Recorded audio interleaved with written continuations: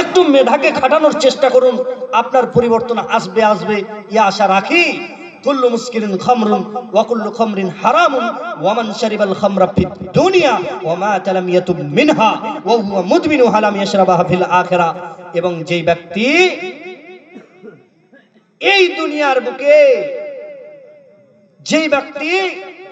এই দুনিয়ার বুকে মদ্যপান করলো এবং মদ্যপান করা অবস্থায়, নিয়মিত মদ্যপান করা অবস্থায় ওই ব্যক্তির মৃত্যু এসে গেল, মানুষটা মারা গেল। আছে কি যুবক নাই?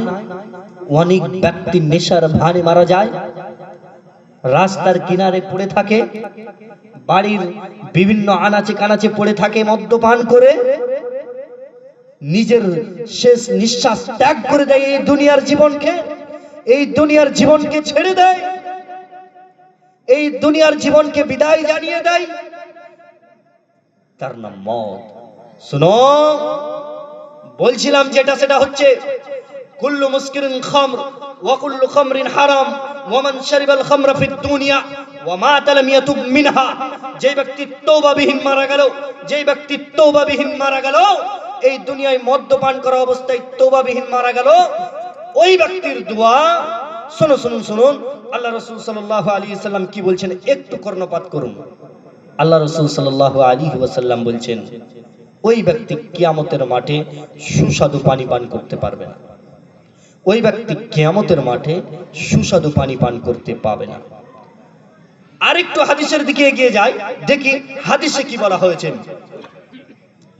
হাদিস বর্ণনাকারী জাবির রাদিয়াল্লাহু তাআলা আনহু তিনি বলছেন, আল্লাহর ওয়াদা রয়েছে যে তিনি নেশাদার দ্রব্য পানকারীদের তিনাতুল খাবাল পানি পান করাবেন। আল্লাহর ওয়াদা রয়েছে যে তিনি নেশাদার দ্রব্য পানকারীদের তিনাতুল খাবাল পানি পান করাবেন। সাহাবীগণ জিজ্ঞাসা করলেন, ইয়া রাসূলুল্লাহ, তিনাতুল খাবাল কি? আল্লাহ রাসূল সাল্লাল্লাহু আলাইহি সাল্লাম বললেন, তিনাতুল খাবাল হচ্ছে ক্বাল আরাকু আহলিন নার আও সারাতু আহলিন নার, জাহান্নামী ব্যক্তির শরীর থেকে রক্তপুঞ্জ গলে যাওয়া এক গরম তরল পদার্থ। ওই জাহান্নামে ওই নারী যে জিনা করেছে, যে ব্যভিচার করেছে, যে পরকিয়া করেছে, যখন তাকে জাহান্নামে দেওয়া হবে, জাহান্নামে দেওয়ার পরে তার লজ্জা স্থান থেকে যে দুর্গন্ধ বেরিয়ে আসবে, ওই ব্যক্তিকে খাওয়ানো হবে যেই ব্যক্তি নেশাদার দ্রব্যের সাথে জড়িত, ওই ব্যক্তিকে খাওয়ানো হবে।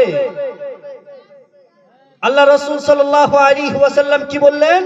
প্রত্যেক নেশাদার দ্রব্য মদ, আর প্রত্যেক মদই হচ্ছে হারাম। সুতরাং যারা বিড়ি, সিগারেট, তামাক, জর্দা, গোল যারাই পান করে, শুনুন রাসূলের হাদিস, হাদিসে যেই জায়গায় খামর ব্যবহার করা হয়েছে, অনেক জায়গায় অনেকজন বলবেন যে খামরের অর্থ হচ্ছে মদ। এই জায়গায় আপনি বিড়ি, তামাক কোথায় পেলেন? বিড়ি, তামাক, জর্দা কোথায় পেলেন? আপনি গুটকা কোথায় পেলেন? শুনুন, আওয়াজ করবেন না, একটু সিস্টেমে বজায় রাখুন, একটু ভালোভাবে কর্ণপাত করে শুনুন। সম্মানিত দিনী ভাই, বলছিলাম যে কথা সেটা হচ্ছে যে রব্বে কারীম এর অর্ডার রয়েছে যে তিনি তিনাতুল খাবাল পানি পান করাবেন। কাকে? ওই ব্যক্তি যেই ব্যক্তি নেশাদার দ্রব্য পান করে।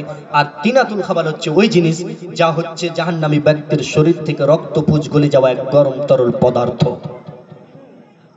এই তিনাতুল খাবাল পানি পান করানো হবে নেশাদার দ্রব্য পানকারীদের।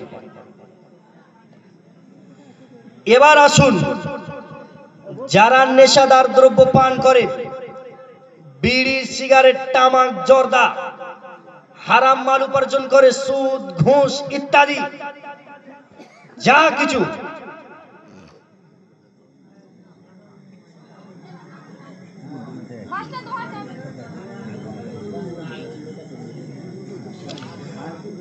কথা যেটা বলছিলাম শুনুন একটু কর্ণপাত করে। সম্মানিত দিনী ভাই, ইসলামকে বোঝার চেষ্টা করুন।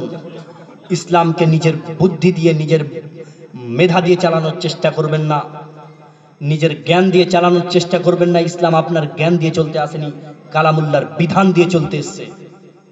আপনি মাতব্বরি করার জায়গা পাননি। এটা রাসূলের মেম্বার, রাসূলের মেম্বার। রাসূল কথা বলে, তোমার কি দ্বিধাবোধ হয় না? তোমার কি অন্তর কাঁপে না? তোমার কি ভয় হয় না? মিথ্যা কথা বলে এই জায়গায় তুমি বাড়ি চলে যাও। সাবধান উলামায়ে কেরাম, সাবধান, ভয় কর রবকে। যা বলেছে হাদিসে তাই প্রকাশ করো, যাই হাদিসে বলা হয়েছে তাই প্রকাশ করো, যা কোরআনে বলা হয়েছে তাই প্রকাশ করো। তার বেশিও করো না, তার কমও করো না। শুনুন, মদ, জুয়া, বিড়ি, সিগারেট, তামাক, জর্দা, যারা এ সমস্ত শয়তানের অপবিত্র কর্মে লিপিবদ্ধ, তারা শুনুন, আল্লাহ রাব্বুল আলামিন তিনি কি বলছেন? আমার একটা ওয়াদা রয়েছে যে কিয়ামতের মাঠে তাদেরকে তিনাতুল খাবাল পানি পান করাবো। এই তিনাতুল খাবাল পানি পান করাবে ওই ব্যক্তিদেরকে। আলহামদুলিল্লাহ, এতক্ষণ পর্যন্ত তো এই আলোচনা হলো। তবে শেষ কয়েকটি আলোচনা আপনি শুনে নিন, গুরুত্বপূর্ণ এক আলোচনা, সংক্ষিপ্ত আকারে আলোচনা করব। সভাপতি সাহেব আমাকে টাইম দিয়েছে 15 মিনিট। দেখি আপনাকে এই 15 মিনিটে আপনাকে আমি কি বোঝাতে পারি। আসুন তো দেখি একটু। আল্লাহ রাসূল সাল্লাল্লাহু আলাইহি ওয়াসাল্লামের হাদিস, আন আম্মার ইবনে ইয়াসার রাদিয়াল্লাহু তাআলা আনহু قال قال رسول الله صلى الله عليه وسلم ثلاثه لا يدخلون الجنه ابدا ثلاثه لا يدخلون الجنه ابدا الديوث والرجل من النساء ومدمن الخمر।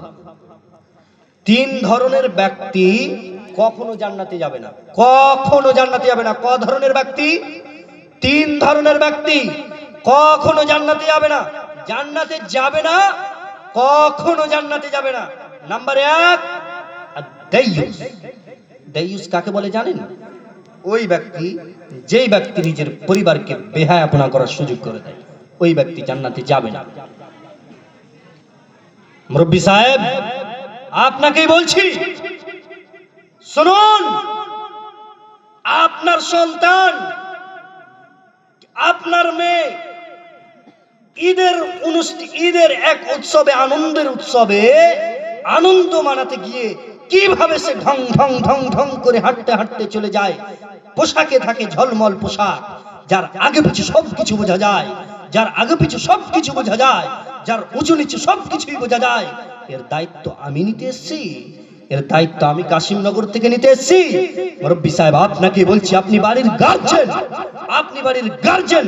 বড় ভাই, আপনি ছাড় পাননি, আপনি বাড়ির গার্জেন। শুনুন, আল্লাহ রাসূল সাল্লাল্লাহু আলাইহি সাল্লাম বলছেন, তিন শ্রেণীর ব্যক্তি কখনো জান্নাতে যাবে না।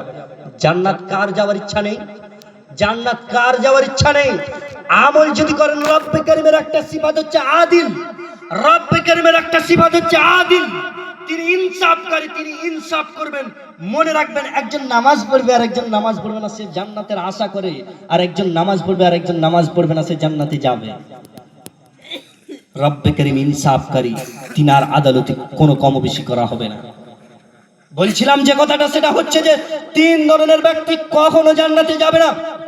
নাম্বার 2, আর রাজুলাতু মিনান নিসা। এবার আসুন, ওই মহিলা যে পুরুষের মতো প্যান্ট, পুরুষের মতো পোশাক, পুরুষের মতো জুতো, পুরুষের মতো জামা, পুরুষের মতো পোশাক, পুরুষের মতো ইত্যাদি জিনিস পোশাক পরে রাখে, এই ব্যক্তি জান্নাতে যাবে না। ওই ধরনের মেয়ে জান্নাতে যাবে না। 3,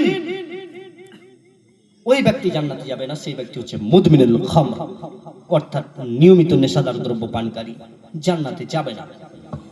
নিয়মিত নেশাদার দ্রব্য পানকারী জান্নাতে যাবে না, জান্নাতে যাবে না, জান্নাতে যাবে না। ভয় হচ্ছে না? আরে ভয় হচ্ছে না তোমাদের? আল্লাহু আকবার মিন কুল্লি শাই, আল্লাহু আকবার। জান্নাতে যাবে না। কতদিন বিড়ি পান করবেন? কতদিন গুটকা ঘুষবেন? লজ্জা হায়া বলে কোনো কিছুই নেই। পরিবর্তন আসুন, ইসলামকে বোঝার চেষ্টা করুন, ইসলামকে মানার চেষ্টা করুন। নিয়মিত প্রতিদিন বিড়ি, তামাক, জর্দা, গুল পানকারী জান্নাতে যাবে না। আল্লাহ রাসূল সাল্লাল্লাহু আলাইহি ওয়াসাল্লামের হাদিস, মুদমিনুল খামর কুল্লু মিসকিরিন খামরি ওয়া কুল্লু খামরিন হারাম, কুল্লু মুস্কিরিন খামরিন ওয়া কুল্লু মুস্কিরিন খামর ওয়া কুল্লু খামরিন হারাম। প্রত্যেক নেশাদার দ্রব্য হচ্ছে খামর, প্রত্যেক খামর হচ্ছে হারাম। কুল্লু মুস্কিরিন খামরুন ওয়া কুল্লু খামরিন হারাম, কুল্লু মুস্কিরিন খামরুন ওয়া কুল্লু খামরিন হারাম। শুনুন, আল্লাহ রাসূল সাল্লাল্লাহু আলাইহি ওয়াসাল্লাম তিন ব্যক্তির কথা বললেন। আরে একটি হাদিস দেখুন, ওই হাদিসে কি বলছেন। এই জায়গায় তো আবাদা শব্দ ব্যবহার করা হয়েছিল। আবাদা মানে কি জানেন? কখনো জান্নাতে যাবে না। তারপরে হাদিসে চলুন, তারপরে হাদিস ইবনে ওমর রাদিয়াল্লাহু তাআলা আনহু বলছেন, আব্দুল্লাহ ইবনে ওমর রাদিয়াল্লাহু তাআলা আনহু বর্ণনাকারী, তিনি বলেন রাসূল সাল্লাল্লাহু আলাইহি ওয়াসাল্লাম বলছেন, সালাসাতুন কদ হারামাল্লাহু আলাইহিল জান্নাহ, সালাসাতুন কদ হারামাল্লাহু আলাইহিল জান্নাহ। এখন তো আপনাকে একটি কথা বলি, আপনাদের হাতিয়াপাড়া এই জায়গাতে কোন একজন যুবক ওই দিক থেকে আসছিল, হ্যাঁ, আর ওই যুবক বলছে এই পাড়ার যুবকদেরকে কি তোমাদের পাড়া কখনো যাব না, কখনো যাওয়া এবং হারাম এই বিষয়টাকে বোঝানোর চেষ্টা করছি। দেখুন, ও বলছে তোমাদের পাড়া কখনো যাব না, আপনাকে না দেখি কখনো লুকোচুরি ভাবে সে আসতেও পারে। বুঝতে পারলেন? এরপরে চলুন, এর মানে হচ্ছে আবাদা কখনো কখনো আল্লাহর কাছে, এর মানে এটা নয়। তবে চলুন, অপর এক হাদিস দ্বারা সুস্পষ্ট হয়ে যাচ্ছে যে আল্লাহ রাসূল সাল্লাল্লাহু আলাইহি ওয়াসাল্লাম বলছেন, সালাসাতুন কদ হারামাল্লাহু আলাইহিল জান্নাহ, তিন ব্যক্তির জন্য জান্নাত হারাম করে দেওয়া হয়েছে। জান্নাত হারাম মানে কি রকম? জান্নাত হারাম মানে টোটালি হারাম। জান্নাত হারাম মানে টোটালি হারাম। জান্নাত হারাম মানে টোটালি হারাম। নাম্বার 1, মুদমিনুল খামর, নিয়মিত নেশাদার দ্রব্য পানকারী, গুল বিড়ি সিগারেট তামাক জর্দা পানকারী, ওর জন্য জান্নাতকে হারাম করে দেওয়া হয়েছে। এটা হচ্ছে আপনার বাড়ি, এটা হচ্ছে বাড়ির দেওয়াল।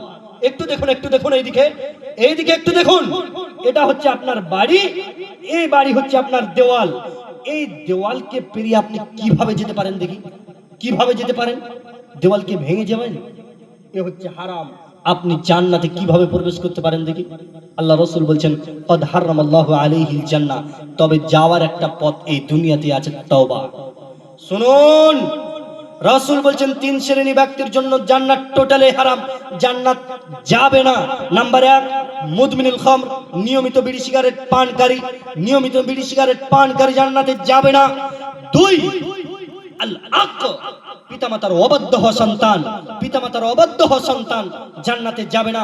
নাম্বার 3, আদ-দাইয়ুস, আর-রাজলাতু মিনান নিসাই, আদ-দাইয়ুস আল্লাযী ইউকিররু ফি আহলিল খাবাস, ওই ব্যক্তি যেই ব্যক্তি নিজের পরিবারকে বেহায়াপনা করার সুযোগ করে দেয়। আশা করি আপনি বুঝতে পেরেছেন। আল্লাহ তাআলা আপনাদেরকে বুঝার এবং সঠিকভাবে আমল করার তৌফিক দান করুন, আমিন। শুনুন, আরো 6 মিনিট আছে, এই 6 মিনিটের মধ্যে আমি আমার বক্তব্যকে গুটিয়ে নিই। আরেকটা পয়েন্ট তুলেছিলাম, সেই পয়েন্টটা বলতে পারিনি, তবে এই 6 মিনিটের মধ্যে গুটিয়ে নেব। দ্বিতীয় পয়েন্টটা কি জানেন? তা হচ্ছে এমন উপার্জন যা আমাদের জন্য,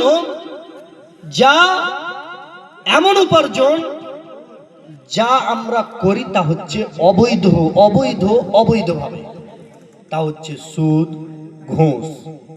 একটু দেখে নিন। যখন আমি হালাল ও হারাম ব্যাপারে বলছিলাম তখন একটু দেখে নিন।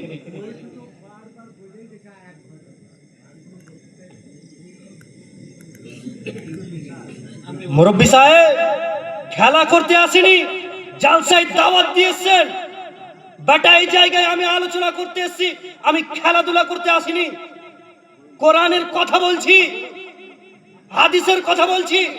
রব্বে কারীমকে বলেছো, রব্বে কারীম বলেছে হারাম, রাসূল বলেছে হারাম, আমাকে শিক্ষা দিচ্ছো? আমি এখানে খেলাধুলা করতে আসিনি, শান্তভাবে বলছিলাম। একই কথা যেই জায়গায় রাসূল বলেছে, আপনি কিসের এত তেজ দেখাচ্ছেন? আপনি বিড়ি পান করছেন, এর জন্য আপনাকে ব্যথা? দাওয়াত তো আমাকে পাওয়া যাবে না, আমি জানি এটা। আরে আমি কথা বলবো, দ্বীনের কথা বলছি। কোন আলেম, কেন সভাপতি সাহেব বসে আছেন, আমাকে বাধা দিতে পারলেন না? কেন বাধা দিতে পারলেন না? শরীয়তের কোন বিরোধী কথা বলছি, তাওহীদ ছাড়া কথা বলছি, লজ্জা হায়া বলে কোনো কিছুই নেই। মুরব্বী সাহেব আপনি খাবেন খাবেন, তবে ওই জিনিসটাকে আপোষ করে নেবেন না। ওটা বৈধ না, ওটা হারাম। ওটা বৈধ না, ওটা হারাম। এটা হারাম বলে আপনি মেনে নিন যে আমি হারাম জিনিস পান করছি, এটা খান। আপনি খান না কেন, আপনি পান করেন না কেন, তবে ওটা হারাম বলে আপনি মেনে নিন কি ওটা হারাম আমি পান করছি। মিয়া আমি খেলাধুলা করতে আসিনি, কাশিমনগর থেকে আপনাকে খেলাধুলা করছি, ওই কিতকিত খেলার মতো খেলতে এসেছি আপনার কাছে। এতক্ষণ পর্যন্ত গলার নাচ, আপনার পয়সার আমার জরুরি নেই। তাওহীদের কালেমাকে সর্বোচ্চ করার জন্য এই ময়দানে নেমেছি, কোন টাকার জন্য আসিনি, কোন ডিমান্ড করিনি। আপনার যারা এই জায়গায় কমিটি বর্গ রয়েছে তাদেরকে জিজ্ঞাসা করুন, আমাকে কল করে বলা হয়েছিল আপনার কত ডিমান্ড, আমি বলেছি দিনকে বিক্রি করার জন্য আসিনি। মিয়া আপনার পয়সার আমি পরোয়া করি না, আমি পয়সা ছাড়াই চলে যাব। আমি এসেছি নিজের পয়সায়, আমি যাব নিজের পয়সার পরোয়া করি না। মিয়া দাওয়াতের জন্য এসেছি, আপনি মানবেন বলবেন, মানবো না চুপ থাকবেন। শুনুন, চিরদিন বলে যাব, জবান যতদিন থাকবে, হৃদয়ে যতদিন রাসূলের বাণী আল্লাহর কিতাব থাকবে, ততদিন চিৎকার মেরে বলে যাব, তাওহীদের কথা বলে যাবই যাব। কোন মায়ের বাটা আটকিয়ে দেখুক দেখি, কোন মায়ের বাটা আটকিয়ে দেখুক দেখি। বুক ফুলিয়ে কথা বলে যাব, ইসলামের কথা বলবো। আমি কি কোনো রাজনৈতিক কথা বলতে এসেছি? আমি কি কোনো রাজনৈতিক কথা বলতে এসেছি? কেমন ব্যক্তিকে ভোট দিয়েন না। দাওয়াত আপনি মানবেন না ভাই, বাবা জীবন আপনি মানবেন না। আপনাকে ভালোবাসি, আপনাকে আমি চিল্লা চেঁচামেচি করতে আসি, কষ্ট লাগে তখনই, চোখ দিয়ে অশ্রু ঝরে তখনই, যখন আমার কম এক আল্লাহকে বলে মানবে না। আমার চক্ষু দিয়ে কি করে বোঝাবো আপনাকে? আরে তাওহীদ নিয়ে আজকের বক্তারা আলোচনা করে না, তাওহীদ নিয়ে আলোচনা করে না রে যুবক ভাইরা। কি করে বোঝাই তোমাদের? টাকার জন্য আসিনি, কাশিমনগর এলাকা থেকে দাওয়াত দিতেছি, তাওহীদের দাওয়াত। যদি হারাম না হতো আপনার সাথে আমার কিসের শত্রুতা? মিয়া কিসের শত্রুতা যে আপনাকে আমি ডাকতে আসবো, আমি চিল্লা চেঁচামেচি করতে আসবো? আরে বিধান মানবেন না, হিন্দু হয়ে যান, খ্রিস্টান হয়ে যান, লাকুম দীনুকুম ওয়ালিয়া দীন। তোমার ধর্ম তোমার কাছে, আমার ধর্ম আমার কাছে, হয়ে যান। কষ্ট লাগে তখনই যখন আমার যুবক ভাইরা, যখন আমার বৃদ্ধ বাবা জীবনেরা মানে না, কষ্ট আসে রে ভাইরা। কি করে বোঝায়? কথা বলতে যখন বলি, যখন তখন আপনাকে তিতা লাগে, মিষ্টির সুরে ওয়াজ শুনলে আপনাকে মজা লাগে।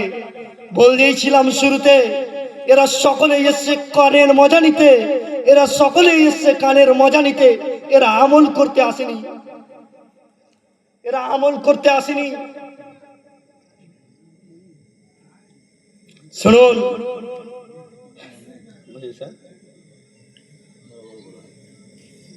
সুদের ব্যাপারে একটা বিবরণ দিই, তারপরে আমি আবার আলোচনা করব তাওহীদের।